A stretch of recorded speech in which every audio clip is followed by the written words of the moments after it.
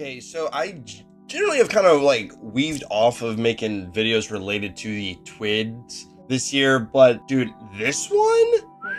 Yeah, we gotta talk about it. So that's what we're going to do. Now, the first thing that I would like to actually talk about is going to be the first bit where they're talking about the epic version of the Desert Perpetual. Art does look pretty heat. Now, the contest mode is going to be on for those first 48 hours. There seems to be a lot of good rewards that are going to be available, as well as whenever you complete an encounter on contest mode, it's going to guarantee you drop some tier 5 gear. That's raid gear. That's heat. If you complete all of them, you get an exclusive emblem, the raid exotic, and its catalyst. I'll be honest, I don't have a team for this, but something that is a very just when you see it, it's not swap right here, but it's a updated not swap. So if you guys did not do Ride of the Nine, there was a modifier called not swap where it punished you. You would lose all your ability and your super energy whenever you would switch, I believe, ammo type, so like from a special to a primary, and or I think it was exotic armor pieces. It wasn't really that big of a deal, didn't affect it too much, but here, let's just read it, okay? With the release of the epic raid, to keep success in encounters focused on action gameplay and create a level playing field for players across platforms, we're rolling out a new version of Not Swap for contest mode. Alright, this modifier will now reset your super and ability energy, special ammo, and heavy ammo. Pause. Is Outbreak still banned for this?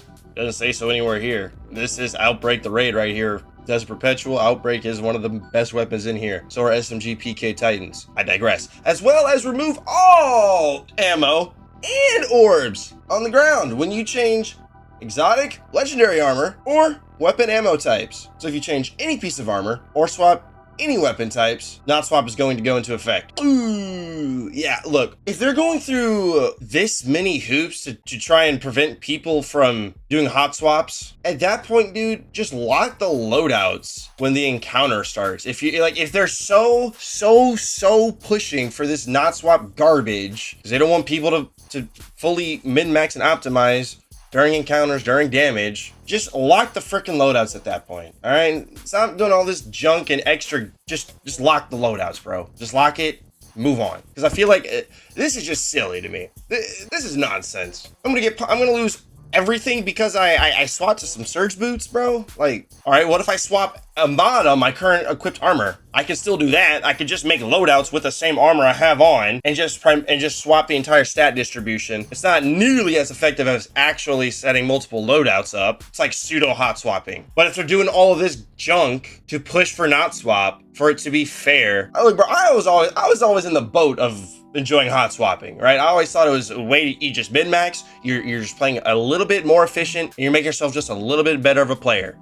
All right, you do a lot of little things right. The major things come easy to do those right. But if you're doing all this to prevent people from doing that or discourage it, at that point, just lock the loadouts. Obviously, when Desert Perpetual initially dropped, if you weren't hot swapping, you weren't clearing a single encounter. Point blank period. You had to optimize. You had to make loadout swaps. It was what it was. If somebody bums cheated their way for a clear. Don't ever do that, by the way. All right, let's keep moving, okay? There's other pieces that I want to look at here, this draw and talk about. So something that is pretty interesting here is this integrity of the challenge part. They're really trying to harp on the integrity of a race of a raid that people have already ran through that is just slightly modified. I think there is a new encounter, which is cool. Races are always nice, but I mean, I think this is going to be on something like on the level of like just a hard mode raid world's first, where it's more of a speed run than actually figuring out and learning the mechanics and executing them. Could be cool though, but like whatevs. Not swap. Okay, this part. Because while the not swap stuff on the contest mode of the epic raid of Des Perpetual, that is a mouthful of stuff to say, that doesn't affect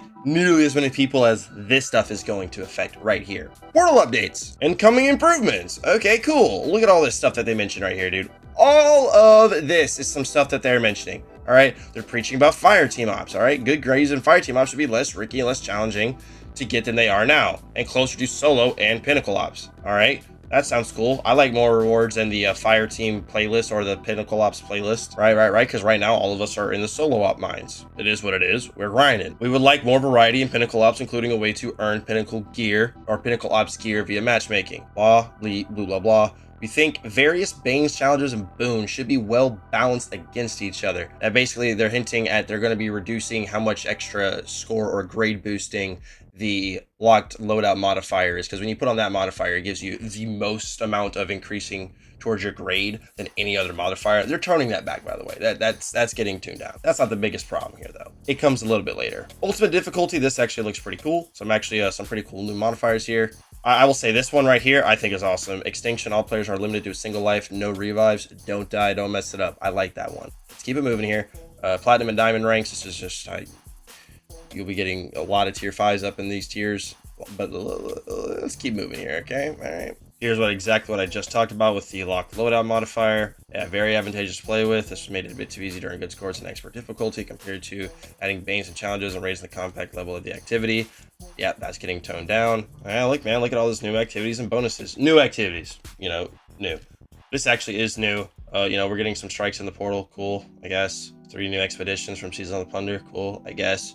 Pinnacle Ops activities. Dungeon layers. What is this? What is dungeon layers? What are we getting? We're gonna get like an Ektar encounter or some shit in the portal? Get a little bit of some Samuma, Heffend. I don't freaking know. Corrupted Puppeteer. Is we gonna get that in the portal? All right, here's this. Solo op bonuses. Solo ops is intended to be a quick, reliable way to earn power when you have time to kill at the start or end of a session or need to complete a few objectives in a low stress, low commitment venue. It was never intended to be the above all best method of leveling for all player types.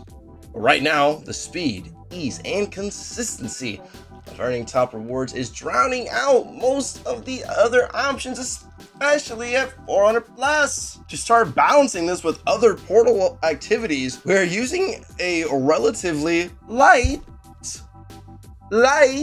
touch. Reduce power earned for a given grade in solo ops by 1 compared to Fireteam Ops, Pinnacle Ops, and Crucible. What?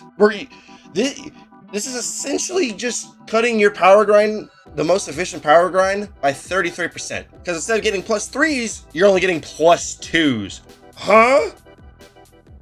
And the only way to get to, you know, to 450 after you break 400 is through prime drops. Huh? And they want to, they're nerfing that.